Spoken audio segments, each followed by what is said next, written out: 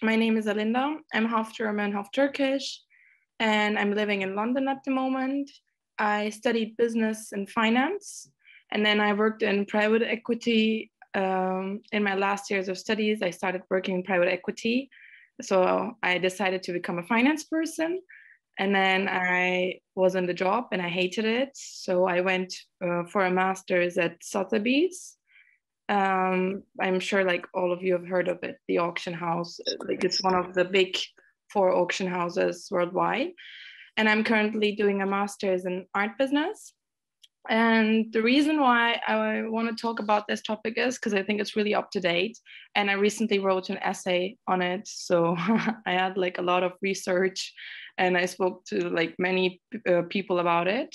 And I think it's a really interesting topic. I actually have like a short slide. Can I share it? Is that possible? Maybe. Yep, you're all set. Okay. I'm not sure if I'm doing it correct, but I will try. You got it. There you go. Okay, so everyone can see the presentation? Yeah, I can. Okay, perfect. So like just to like give some insight, I wanted to start with like a couple of numbers. So obviously like with the pandemic, when everything closed down, the auction values have also gone down quite like in a big number. And for example, the total global auction value has gone down from 24.2 to $17 billion. And the total global art market value came also down to 50 billion from $64.1 billion. With antiquities, there was not much change, but in the other fields, there was mostly like a negative effect. And if anyone's interested, these numbers are from the Claire McAndrew Art Market Report, and they're very up to date and very interested if someone wants to look at them. And what's interesting to see is that the pandemic has created basically a new crowd, and more and more people are interested in buying contemporary and post-war art.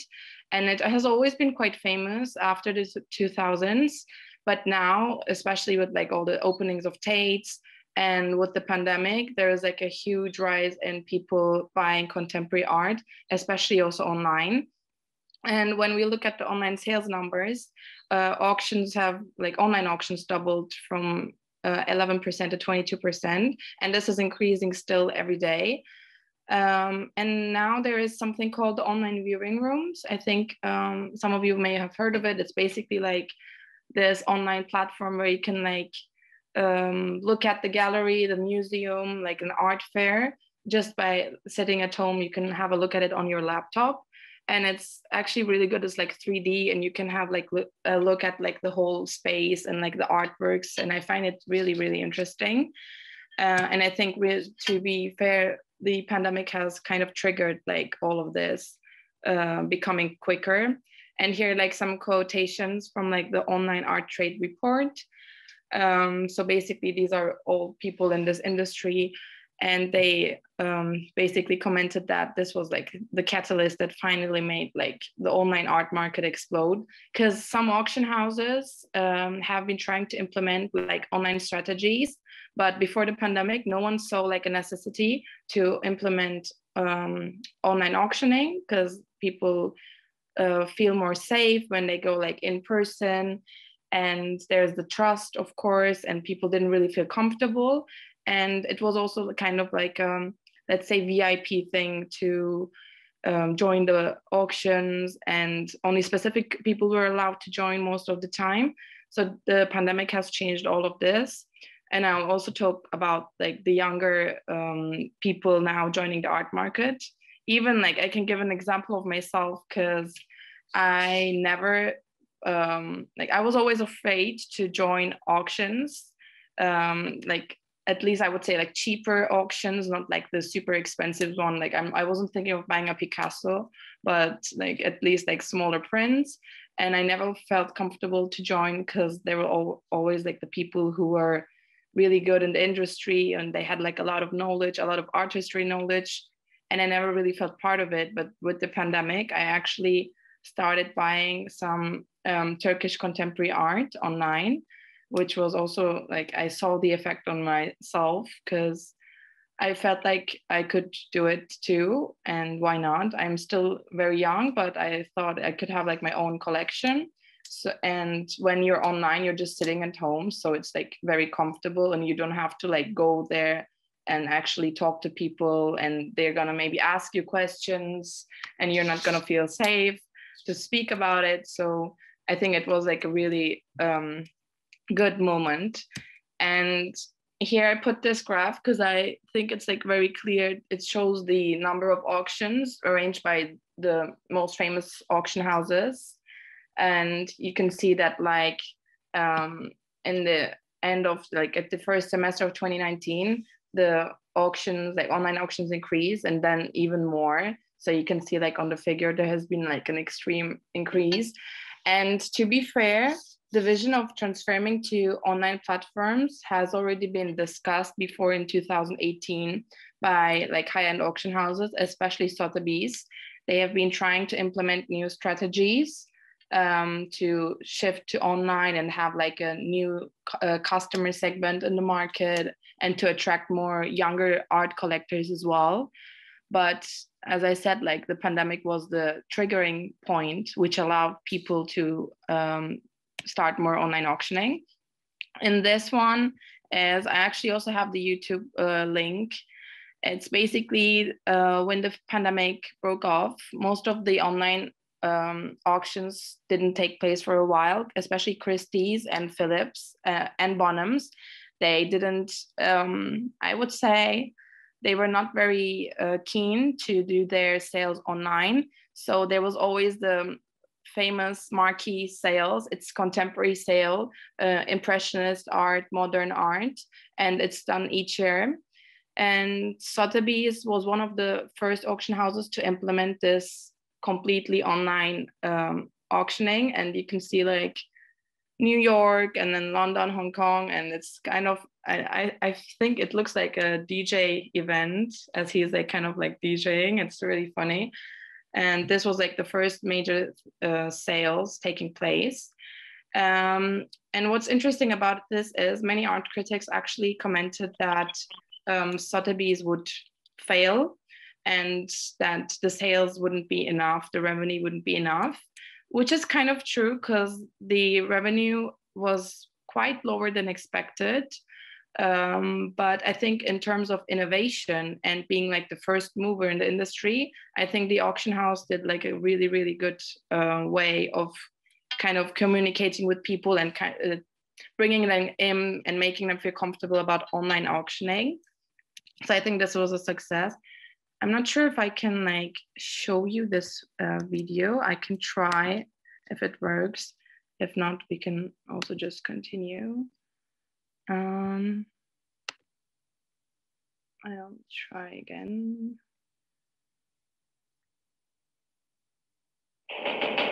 Good evening. Can everyone hear and see, by the way? Okay, perfect. Ladies and gentlemen, and a very warm welcome to Sotheby's. Tonight, a multi-camera global live stream will enable me to see and feel bids from around the world in real time. I'll be your auctioneer for what promises to be an historic evening.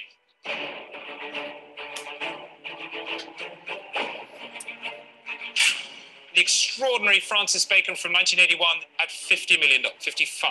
$70 million, thank you. There's a new bidder at Sotheby's.com, 71,100,000. It's back online again, Greg, and I need 72 from you. $72 million, 74 million. At $74 million, and I'm selling it here against you online, fair warning, at $74 million. Thank you very much indeed.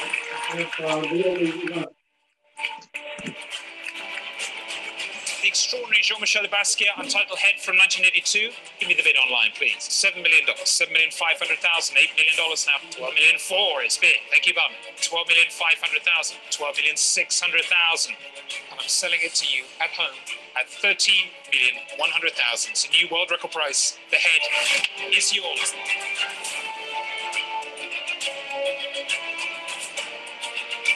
Matthew Wong, The Realm of Appearances at 180,000, 200,000 I have already, 400,000, still with a commission bidder at 850,000 against all of you here at 1,100,000. I see you, Yuki, 1,150,000. At 1,500,000 is bid with Brook Lampley at 1,000,005, records breaking at Sotheby's.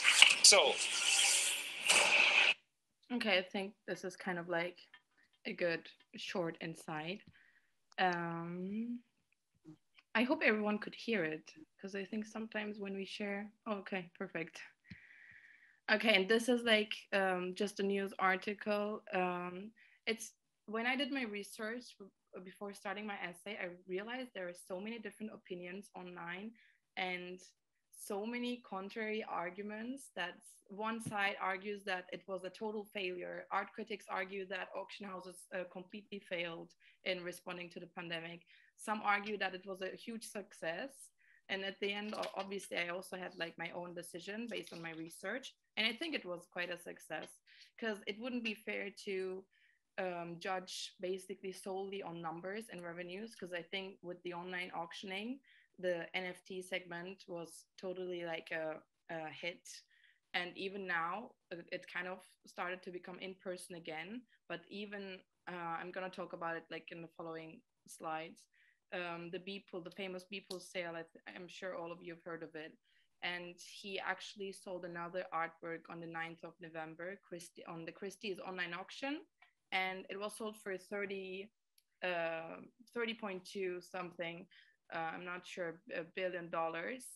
And it was also sold online, and it was also like it was a hybrid auction, so you could also go there. It was sold online to a business person in Switzerland, which is really interesting. So it shows that like even after kind of now, we're not in a post-pandemic era, we're still in it, but it's auction houses are focusing more on the hybrid system, and people are still paying a lot of money for online auctions for like digital arts for NFTs, which is super interesting. So I think we can see that there has been like a huge success in adapting to innovation. And when we look at like the different segments, for example, like the watch and jewelry auction, the expectation before the pandemic was that the auction house had assumed the price ceiling of about 50,000 for online sales, according to Josh Bullen, who's the Sotheby's Global Managing Director for watches. But you can see it was sold for like much, much more. So it exceeded the expectations. And also, yeah, just like a general quotation again, basically the world record prices have been fetched and houses have adapted their business plans as a result. And I think they were really quick in that as well. And also, again, about the watches, Sotheby's held 48 online sales of watches between January and July, and they brought in $28 million compared with $9 million from 14 sales in the whole of 2019. So I think this also shows that it has been a success. Okay, now when we talk about the Beeple NFT, when I first saw this on the news, I was super, super shocked that one person could pay like 70 million on an online auction, which is like a lot of money. And you can see like that the Christie's revenue from January and February 2021 was 48 million. And then with the Beeple NFT auction, they had like 69 million revenue, which is like crazy. So you can really see that it has been a huge success. This is also, so when we talk about NFTs, I'm not going to explain like what it is, because I'm sure I've seen that there have been a couple of other topics about NFTs. I think they went in more detail, but we have a lot of this discussion in Sotheby's about, is NFT art? What is art? What is NFT? And the way I see it is that I would put like a circle for art and another circle for collectibles, and they're kind of integrated. And if we add like the third circle basically down, I would call it NFTs. So it's kind of like a collectible, it's an art, and it's an NFT. So it's like the three of them together. And I kind of feel like NFT, because you're in NFT, you're buying the idea. You're not buying actually like a tangible asset. you're buying the ownership basically of a moment in time. For example, a recent NFT was the first tweet on the world.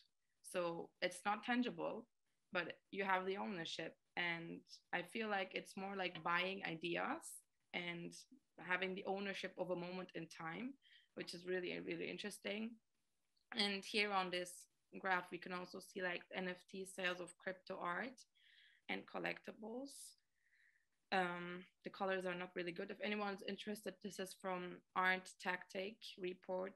They produce really, really good reports about like art and its involvement. So if anyone's interested, and here I put the source Art Tactic. And here we can see like the countries. For me, it's really interesting that I cannot see Turkey. There is Germany. As a half Turkish person, I'm even sometimes surprised that when I ask a couple of people in Turkey about NFTs, it's sad that they don't even have like an idea of what it is. And I mean, people in the art industry, which is kind of sad for me to hear. And I think there's still a lot of room to grow, because I think we need to, like, my country, I'm half German, half Turkish, but I feel more Turkish inside. So I think I need to find a way to teach Turkish people more about NFTs, because it's definitely the future's topic. And I think, okay, in terms of, oh yeah, this is the other NFT sold. This is the one I mentioned. Also Beeple. This was sold on the 9th of March online as well. And it's basically like changing colors and moving and everything, and it's completely digital. Okay, and now when we talk about the new buyers and younger collectors, based like on the Sotheby's report, there were 40% of online buyers new to Sotheby's from all sectors. And I think this overall shift has really attracted younger collectors. And as I said, I'm one of them. Now I have like my own kind of small, not NFT collection, but Turkish contemporary art collection. And I started collecting in April 2020, so when the pandemic first kicked off, because I saw this as an opportunity. And based on my research, I have also found that about like 35% of young collectors joining the auctioning world have said that they feel more comfortable purchasing art online. So I think despite like all of the criticism, I would say it has been a huge success. When we look at everything based on like revenues and sales, obviously when we compare live sales with like the traditional sales with the online sales, there's a huge difference.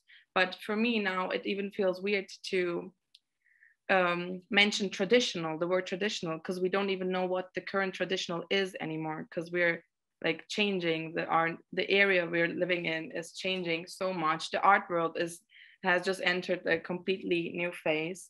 And I think it's super interesting. Me as an art business student, I find it really, really interesting, because we talk about this stuff every day at Sotheby's with like lecturers, with guest lecturers.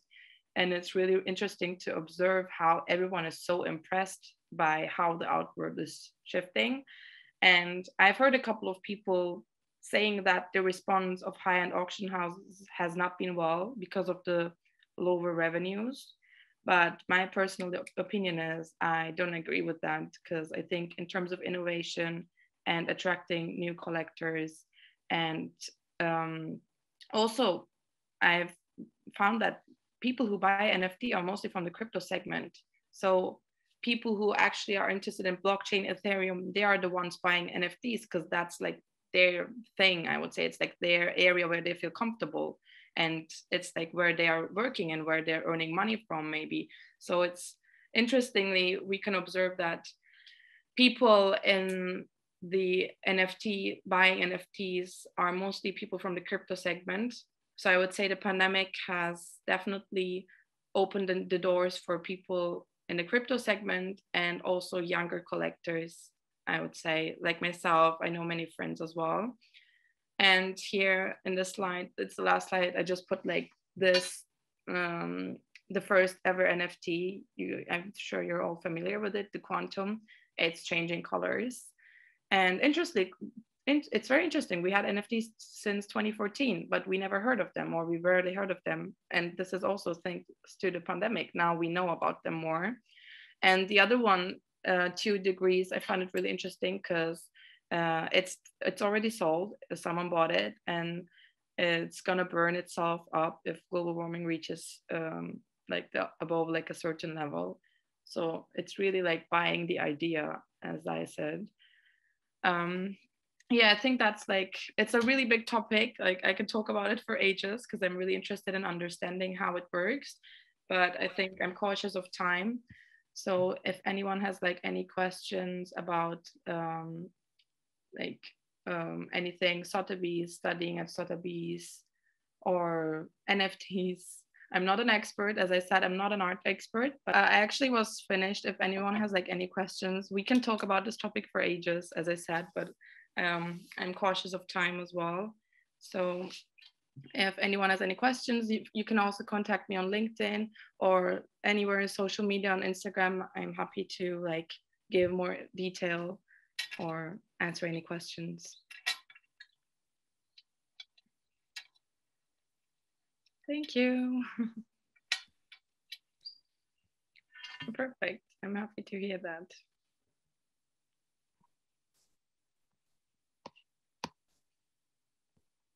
Alinda, I guess, is there any way that we can help or support your mission or your vision? Sorry? Is there any way that we can help support in your vision and mission, and like what how can we get involved and behind what you're doing? Thank you. Okay, and get involved in what I'm doing. So basically, currently, I haven't talked about it, but I'm working on my own startup at the moment. It's not launched yet, but it's about art renting. So when it's launched, I would be happy to reach out, and if everyone could have like a look at it, I would really appreciate it because I've been working on it really, really hard. Spend a lot of hours trying to speak to people, reach art galleries. I've spent literally every Saturday standing in front of galleries with my like business plan and my business pitch. So that's my goal for now, launching my startup and getting more involved in the art world and completing my master's, obviously, because I'm still studying at the same time.